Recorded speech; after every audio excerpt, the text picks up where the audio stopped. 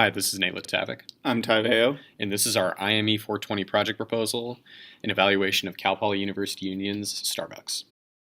What we're going to be covering in today's presentation are going to be the objectives, the system description, a preliminary logical model, problem identification, and what we're going to do moving forward.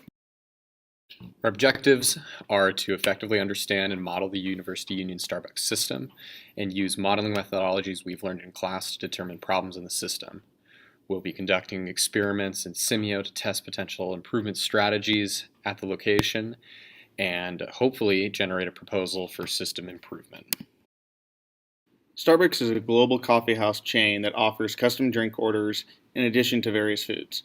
In the University Union, customers stand in a single queue while they wait to order from one of two registers. Once they have placed their order, it proceeds and is sent downstream to employees who make the order.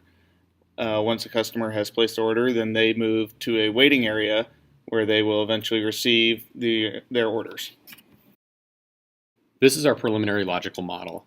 As you can see, customers arrive at a to-be-determined arrival rate and are pushed to the register.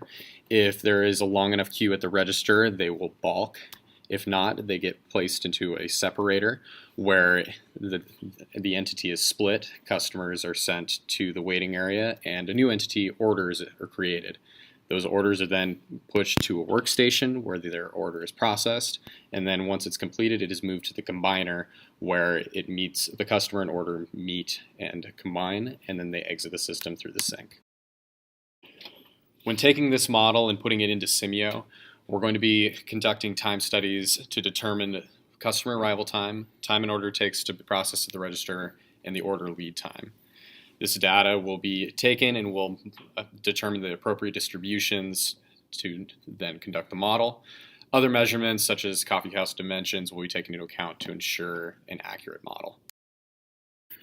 Once we have created our Simio model, we will start going into a problem identification. This begins once the system has been created and validated in Simio. We will look at different workstations and different servers and see what the customer flow looks like.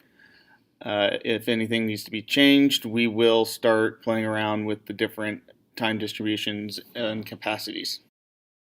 And finally, as we move forward, we're going to be conducting the appropriate studies on location. We'll combine our findings with the logical model to create our Simio model.